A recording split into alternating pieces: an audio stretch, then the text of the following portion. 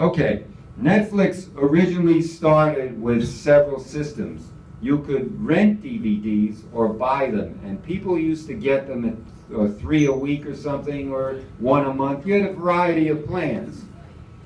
But it got to be difficult because then you're handling DVDs. DVDs get destroyed. You have to stick them back in the mail in order to get back to Netflix. So they came up with a different model called streaming, and everybody went to the streaming model because all you've got to do is simply put in your username and your password. Now I think it's what, I pay something 8 something a month, but I paid it for years and years and years. Yeah, right, with tax. You know, taxes on everything on bills. You can't control that. Every week, my Comcast went up another $3 or $4 or $5, and there's nothing you can do about it. It's local taxes, federal taxes, FCC taxes. You know, you're being taxed to death. So all you got to do is to sign in.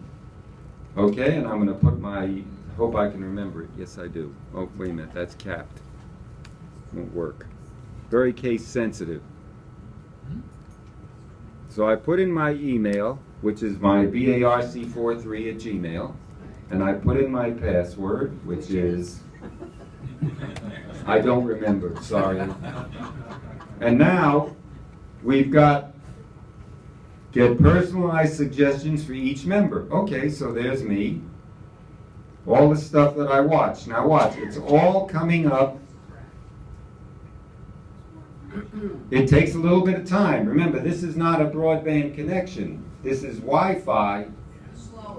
Slowest, yeah. Okay, but that came up pretty quickly, considering everything. You can select whatever you want. We can go to, let's see. Oh, I've watched a whole bunch of stuff here, but let's just get an example. House of Cards. House of Cards, that's Kevin Spacey, right? Yeah. Is this all free, Larry? No. No. Okay. No, this is a paid subscription thing. Okay. Netflix could never afford to go free with this. But look, it's loading in real time. That's pretty quick. Now here's your movie. Now Barry, are we going to pay, is this going toward our Comcast gigabyte? Yep. You're streaming. This goes off your data plan. You have to buy it. Yeah. But look how clear that is. You can go ahead and expand it. And here's a full movie. So you get a good look into it with camera. Yeah. You made a statement just now, and I think Cindy is confused. I think somebody else is also. If you're using Comcast, it's Comcast whatever service you have. Uh-huh. You're using the internet. Where he's talking about service for anybody else, like if you were having a Apple G3 service, Yeah. that's when you're paying for this data. As long as you're in the house and you got your Comcast internet service, depending on your speed, you can get some of this stuff. Yeah, but you're paying the application.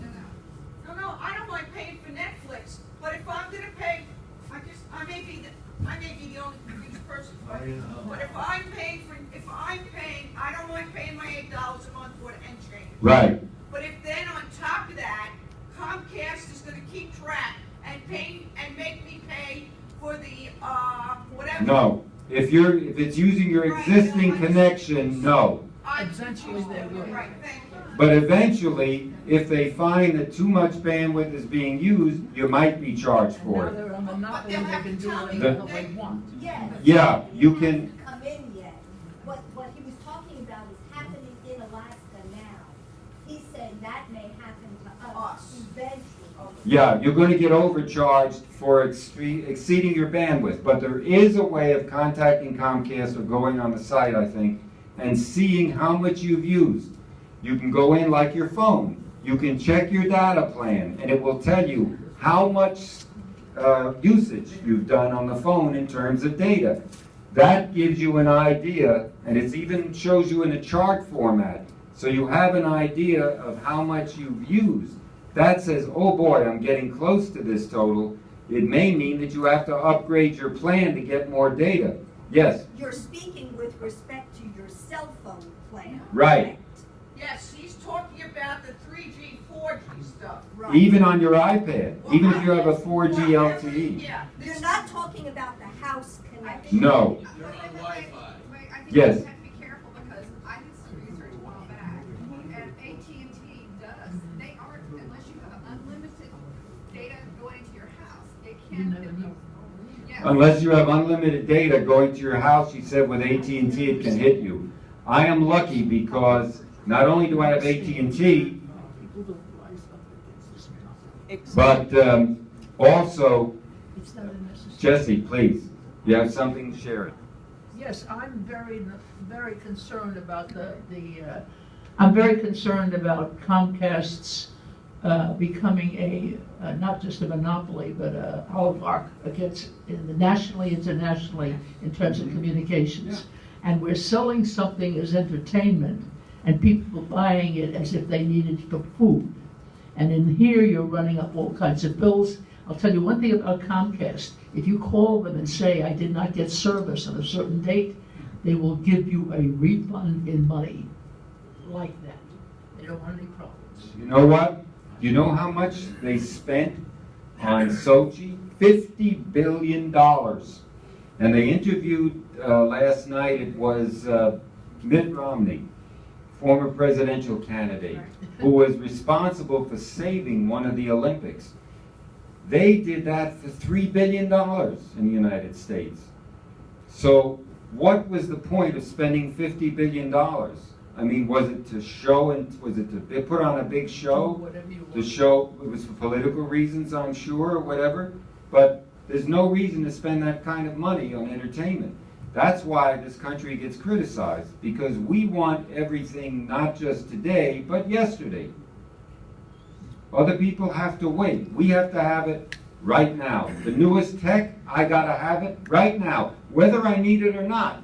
And every spammer and scammer in this country knows exactly who the target is. There's a big article in the Sun Sentinel. Who's the big target? Seniors. The most vulnerable for spam and scam. They'll buy anything. They're desperate sometimes. They'll sell them, you know, the Brooklyn Bridge or whatever. They'll rent it. It doesn't make any difference. You can lease it. You can lease parts of the Brooklyn Bridge for, you know, for perpetuity. Wonderful. You know, they'll buy it because they're vulnerable. They don't understand the technology that's going on. And this kind of stuff, as it showed that Alaska article, can get out of hand. It really can. So, you can get Netflix, and of course, yes, another question? Yeah, I have a question. How do you use Netflix? You have Netflix, right? Yes. Well, how do you use it? Suppose you went home and you were watching House of Cards. How can you avoid excessive fees? Well, again, it depends on your provider, what your plan is. You just pay for Netflix, and it streams through whatever, you know, your broadband connection is at home, or the server. Now, you can get it on the iPhone, too. I can play this the same time on here, and switch it over to my iPhone. It can be playing the same thing. But once it switches over here, it's running off the data plan on the phone, not the one on here. You got to remember that. You pay for a data plan based on usage. That's how they get you. AT&T has this mobile share, which can sink you real quickly. You've got to be very careful. Read the fine print. Don't let this thing escape you. Yeah, I mean, it's difficult. Yes, Dorothy? I have a DSL with AT&T. How do I know if I have unlimited? You have to call them. Call them or check your AT&T account. You can go in and use your username and password, and it will list your phone there, whatever it is, and it will tell you what your data usage is. You can check this at any time. This is what they have to do. They have to give you true disclosure of what you're spending. Okay, hang on a second.